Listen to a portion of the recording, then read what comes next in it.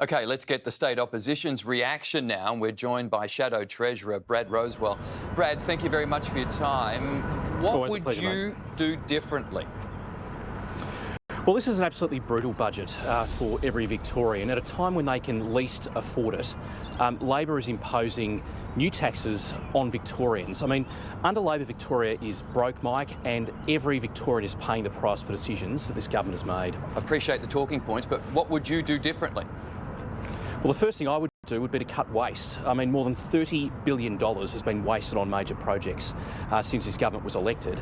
They've got no plan to stem the blood loss of $30 billion in waste. Perhaps that's a really good place to start. You're potentially going to inherit this debt if you win in 2026. Would you get rid of the 10-year COVID tax, for example? We've announced a wholesale review of taxation within our first few months of government.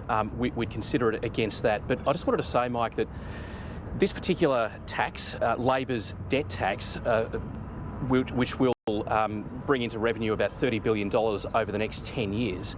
I mean, our state net debt is $170 billion. Only a small portion of that is COVID related, and that's the only portion that Labor has a plan to pay off by taxing Victorians more. Brad, let's get real here, because most Victorians would be looking at you and saying, hey, your party can't control itself, let alone billions of dollars in budget. What would you say to them about that? Would you be able to fix this problem when you can't even fix the problems within your own party?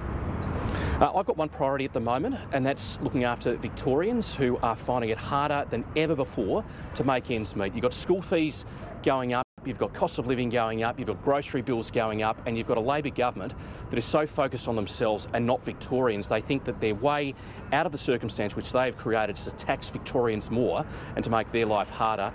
I don't think that's right at all. That is my 100% focus. Yeah, I was just going to say, are you and your party able to maintain that focus given the problems that you've had in the recent weeks? You can understand why Victorians would be sceptical about it.